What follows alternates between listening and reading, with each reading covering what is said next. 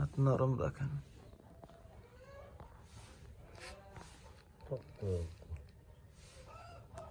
হাঁটুর উপরে রেখে দেন হাত।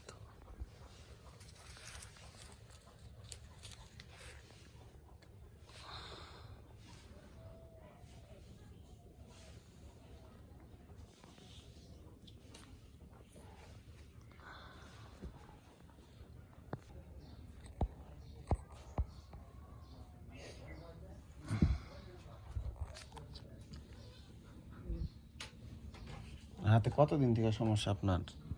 সমস্যা তো মনে আসা এই বছর 3 বার না, তার মধ্যে আঘাত পাইছিলেন কেমন করে? লাগছে, মাইল লাগছে তো। ডাঙ্গাডাঙ্গি করছেন? ডাঙ্গাডাঙ্গি করে কি খালি আপনারই ক্ষতি হয়েছে না? আমাদের এই চিকিৎসা বাদ অন্য কোথাও চিকিৎসা নিয়েছিলেন? ডাক্তারের চিকিৎসা করছিলাম, আমি ব্যথা ওষুধ খেয়েছি, ব্যথা কমে না, ফ্লক মানে পরে এক্সরে করে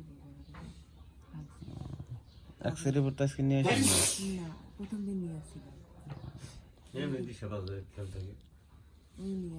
তুমি 3 বার আসা কি উপকার হয়েছে না বেশি হয়েছে?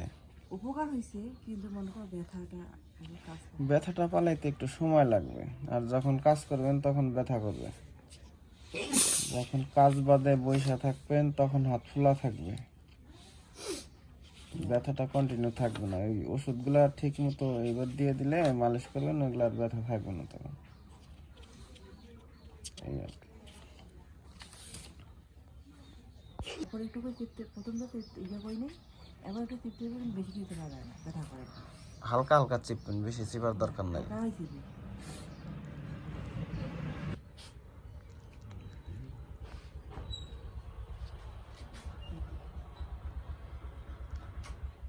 ওই জায়গাটা চুলকে এটা আপনার এই পাতার অ্যাকশন, মানে পাতার অ্যাকশনটা যতক্ষণ থাকবে ততক্ষণ ওই জায়গা সুইয়ের মতো চুলকাবে। আর যদি পানি দেন তাহলেও চুলকাবে, যদি বাতাস দেন তারপরেও চুলকাবে। পানি, বাতাস, আগুনের ছাই, এই 3টা জিনিস দেওয়া যাবে না, দিলেই চুলকাবে। এটা ঝাঁকাই নেন ভালো করে।